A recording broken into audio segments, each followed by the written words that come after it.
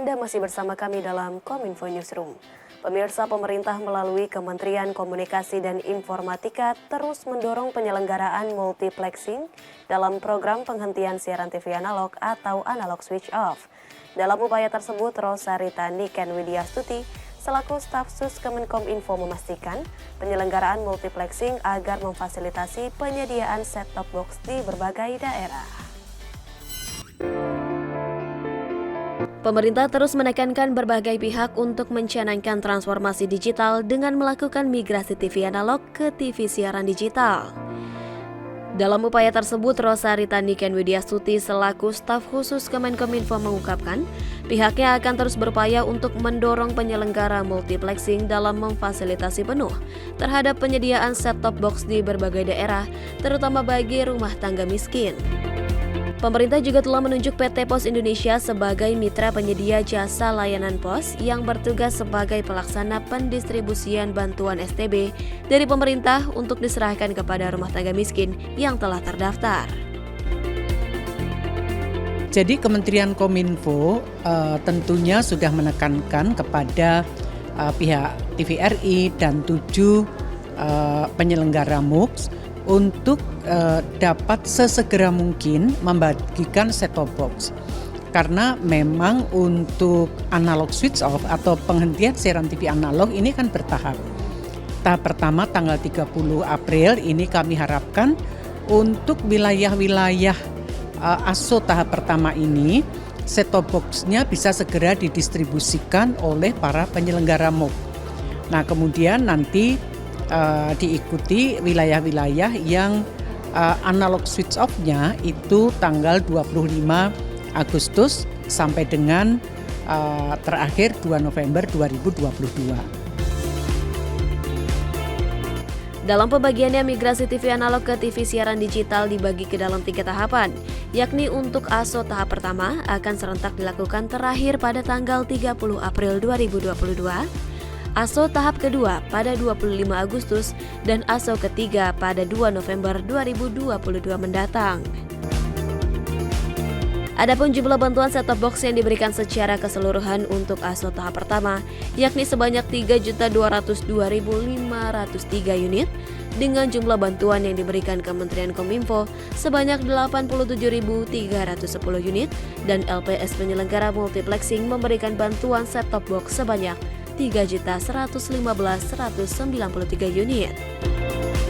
Per 18 Maret 2022 waktu lalu, tepat pukul 11 waktu Indonesia Barat, realisasi pendistribusian bantuan set-top box oleh LPS penyelenggara multiplexing telah mencapai 1.587 unit atau setara dengan 0,049% di seluruh Indonesia. Perpindahan TV siaran analog ke digital juga tidak lepas dari dukungan masyarakat di dalamnya, seperti halnya bagi masyarakat yang memiliki TV digital di wilayah tahap 1 ataupun telah melengkapi TV analog di rumah dengan set-top box, kini bisa melakukan pemindaian saluran televisi untuk menyaksikan siaran digital.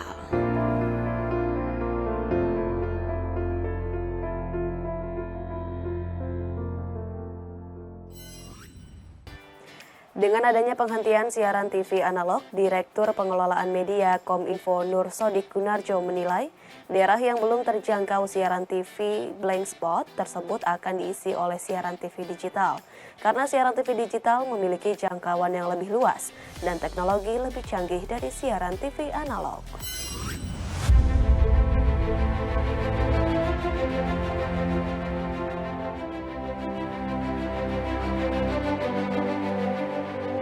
Kementerian Komunikasi dan Informatika mencatat hingga kini masih terdapat 226 daerah yang belum terjangkau siaran televisi analog menjelang diberlakukannya program penghentian siaran TV analog atau analog switch off atau ASO tahap 1 pada 30 April 2022 mendatang.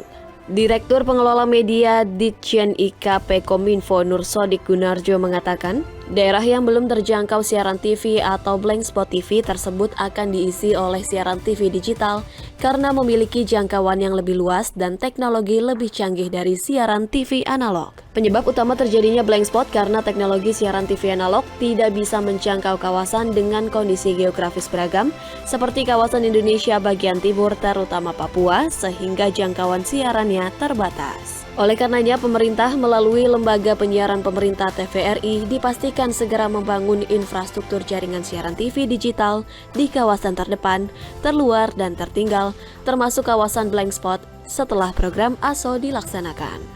Bahwa memang ada beberapa hal, misalnya untuk blank spot ya, itu ada sekitar 226 daerah yang belum terlayani oleh TV digital. Nah, diagendakan ini untuk tahun ke depan, 2 tahun ke depan, untuk tahun terutama dimulai tahun depan ini TVRI akan membangun jaringan supaya 226 blank spot ini bisa segera terlayani oleh siaran televisi yang dalam hal ini adalah sudah televisi digital.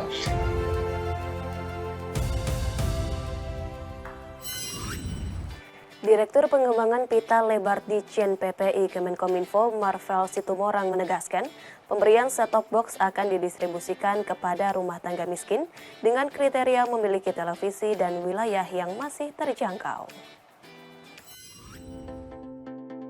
PLT Direktur Pengembangan Pita Lebar Ditjen PPI Kemenkominfo Republik Indonesia Marvel Situmorang mengatakan bahwa pemerintah akan membantu untuk menyediakan set-top box untuk rumah tangga miskin. Marvel menjelaskan bahwa rumah tangga miskin perlu mendapatkan bantuan set-top box karena ketika terjadi analog switch off, maka televisi yang dimiliki oleh masyarakat tidak bisa lagi menerima siaran televisi karena belum memiliki kemampuan menerima sinyal digital. Perubahan teknologi analog menjadi digital di sistem penyiaran terjadi karena adanya perubahan ekosistem industri penyiaran, di mana di dalam sistem penyiaran digital akan ada penyelenggara infrastruktur dengan jumlah yang sudah ditetapkan oleh menteri yang dipilih berdasarkan seleksi dan evaluasi. Perubahan teknologi analog menjadi digital dilakukan dalam 3 tahapan. Tahap pertama akan dilakukan pada 30 April 2020 yang menjangkau 166 kabupaten kota termasuk Provinsi Sumatera. Tahap kedua akan dilakukan pada 25 Agustus 2022 yang akan menjangkau 166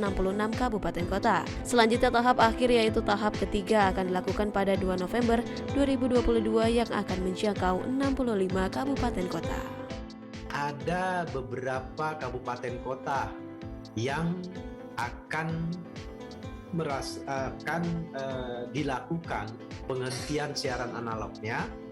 Di tahap pertama itu ada 166 kabupaten kota, termasuk beberapa kabupaten kota di Provinsi Lampung dan di Pulau Sumatera khususnya. Dan tahap berikutnya atau 25 Agustus itu ada di 110 kabupaten kota dan yang terakhir ada di 65 kabupaten kota. Pemirsa, vaksin kanker serviks menjadi vaksin wajib di Indonesia. Menteri Kesehatan Budi Gunadi Sadikin menyatakan wajib vaksin HPV akan mulai diberlakukan pada tahun 2023.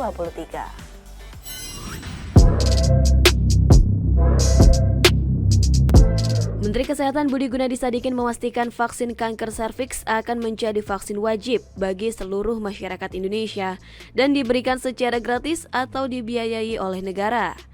Program vaksinasi HPV sudah dimulai sejak tahun lalu di beberapa daerah di Indonesia.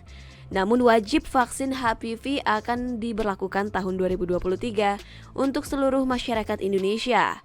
Vaksinasi human papillomavirus diperlukan untuk mencegah wanita Indonesia untuk terkena kanker serviks yang merupakan salah satu penyakit mematikan di Indonesia.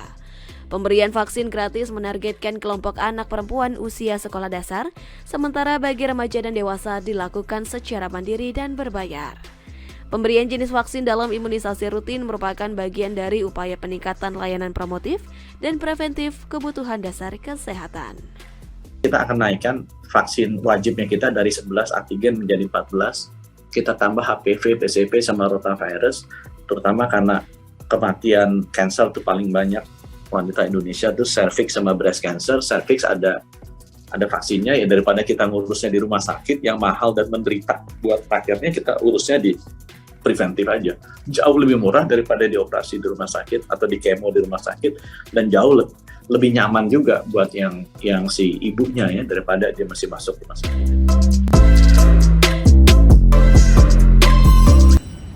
Pemirsa, informasi selanjutnya mengenai sosialisasi stunting di Kabupaten Kebumen, kami segera kembali.